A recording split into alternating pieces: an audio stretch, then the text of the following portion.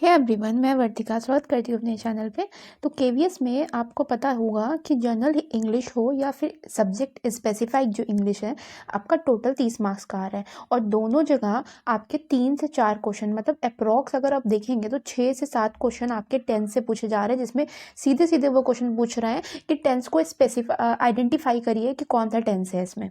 ठीक है, तो उसकी मैं शॉर्टकट ट्रिक लेकर के आई हूँ। ये पूरा डिटेल टेंस का वीडियो नहीं है, इसमें केवल इसलिए है ताकि आप स्मार्ट स्टडी से उस क्वेश्चन को क्रैक कर सकें। ठीक है, तो ये ट्रिक टाइप में है, उसको ट्रिक टाइप में समझिएगा, डिटेल मत समझिएगा। ठीक है, तो सिर्फ इसलिए है ताकि केवीएस में आप अच्छा कर सकें। आई होप आपको समझ में आएगा और इसकी पीडीएफ आपको मिल जाएगी, लेकिन क्योंकि मेरे नोट्स हैं उसको समझने के लिए आपको वीडियो पूरी देखनी होगी। और नए हैं तो सब्सक्राइब, लाइक और शेयर। ठीक है, तो पहले जो टेंस है वो प्रेजेंट इंडेफिनिट है। ठीक है, तो इसमें इसकी पहचान कैसे करेंगे? जिसमें भी वर्ब की फर्स्ट फॉर्म आएगी, या तो वर्ब की फर्स्ट फॉर्म होगी या तो वर्ब की फर्स्ट फॉर्म के साथ एस या ई एस लगा होगा। जैसे लिखा हुआ है सीता ईट्स पिज्ज़ा।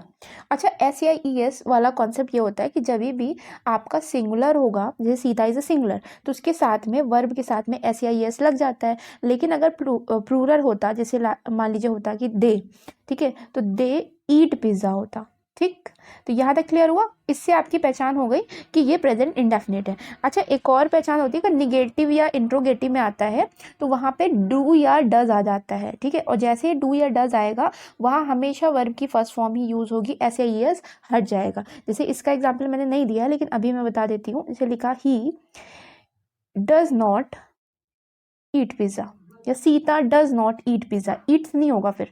ठीक है, तो डू या डज जिसमें भी आएगा उसके साथ में वर्ब की फर्स्ट फॉर्म आएगी, वो कौन सा टेंस होगा? प्रेजेंट इंडेफिनिट होगा। फिर प्रेजेंट कॉन्टिन्यूअस में क्या होता है? प्रेजेंट कॉन्टिन्यूअस बहुत ईजी है। ठीक है, इज एम आर आता है और वर्ब की फर्स्ट फॉर्म आईएनजी वाली फॉर्म आती है।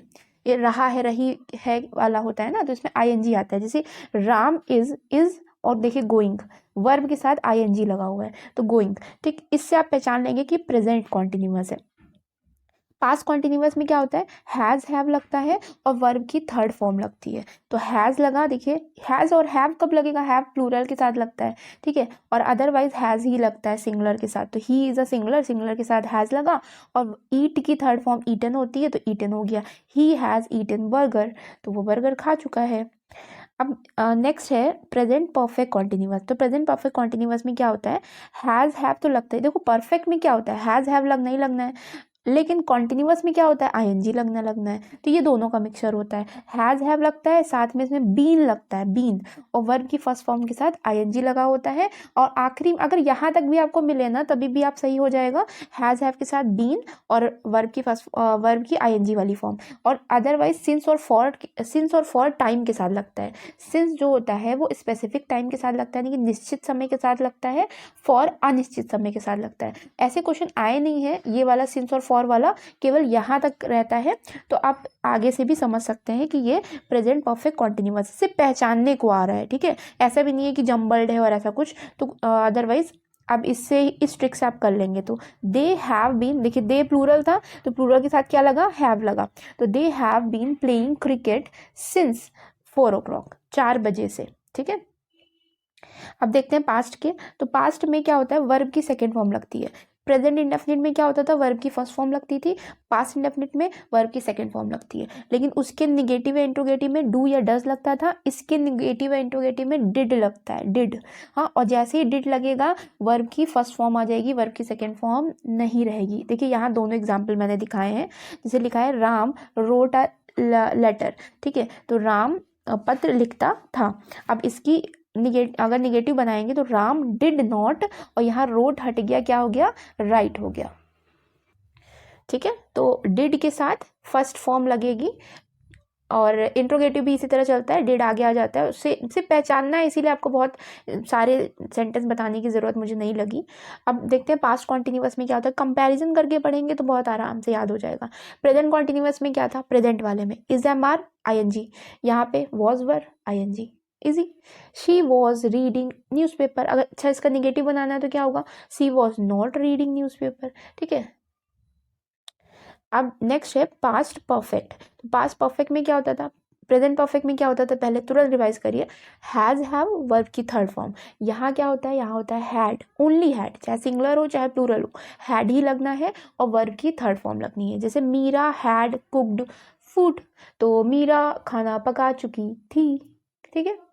अब नेक्स्ट है past perfect continuous. Past perfect continuous में प्रेजेंट परफेक्ट में क्या होता था, हैज़ हैव बीन वर्ब की आईएनजी फॉर्म, यहाँ हैड बीन वर्ब की आईएनजी फॉर्म, सिंस फॉर लगेगा, डिपेंड करता है। तो अब यहाँ से भी आगे से वाले हिस्से से भी पहचान लेंगे कि ये पास्ट परफेक्ट है। जैसे इसका एग्जाम्पल लिखा है, they had been playing football for 4 hours. ठीक है, तो यहाँ से ये क्लियर हो गया। फ्यूचर इंडेफिनिट देखते हैं। फ्यूचर इंडेफिनिट में क्या होता है, शैल या विल आता है और वर्ब की फर्स्ट फॉर्म लगती है। इंडेफिनिट में फर्स्ट फॉर्म लगती है लेकिन शैल और विल आएगा। अब शैल कहाँ लगता है, तो शैल आई और वी के साथ लगता है। आई यानी कि जब मैं होगा या हम होंगे तो उसके साथ शैल लगेगा, अदरवाइज सबके साथ विल लगता है। तो Harsh will go to market, इसका एग्जाम्पल हो गया। निगेटिव वाले में Harsh will not go to market, इसमें ऐसा कुछ भी नहीं है, बस हमेशा फर्स्ट फॉर्म और विल या शैल यूज होना है बस।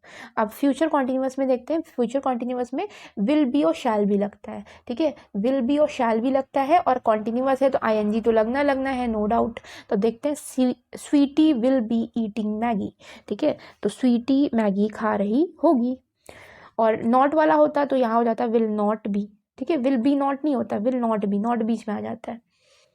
फ्यूचर परफेक्ट देखते हैं। फ्यूचर परफेक्ट में क्या होता है, विल शैल तो लगना ही लगना है, लेकिन परफेक्ट है तो हैज़ हैव लगना चाहिए, लेकिन यहाँ पे सिर्फ हैव लगता है।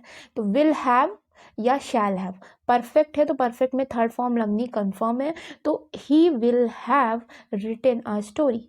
ठीक है, वह एक स्टोरी लिख चुका होगा। फ्यूचर परफेक्ट कॉन्टिन्यूअस, अब ये लास्ट है बस। देखिए कितना इजी था, इसको 2-4 बार भी सुन लेंगे ना, या दिन में एक बार भी सुन लेंगे तो आपको समझ में आ जाएगा कि अच्छा इसमें ये पहचान होती है। फ्यूचर परफेक्ट कॉन्टिन्यूअस में विल हैव बीन या शैल हैव बीन, तो विल शैल तो लगना ही लगना है, हैव बीन लग जाएगा।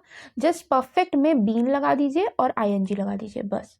ठीक है, वर्ब की आईएनजी फॉर्म और ऑब्जेक्ट सिंस फॉर जैसे चलता था टाइम के साथ वैसे चलेगा। जैसे इसका एग्जाम्पल है, आई शैल, देखिए आई है ना, आई और वी के साथ शैल लगता है, तो I shall have been flying kite for 2 hours, for 2 hours. तो यहाँ पे आपका सारे टेंस कंप्लीट हो गए। इसकी ट्रिक आई होप आपको समझ में आई होगी, लेकिन अभी आपको एक कमेंट करना है। मैं क्वेश्चन देती हूँ, ठीक है। ये लिखा मैंने कि he did not clean window, ये कौन सा टेंस है, जल्दी से कमेंट करिएगा। और ठीक है, thank you for watching my videos.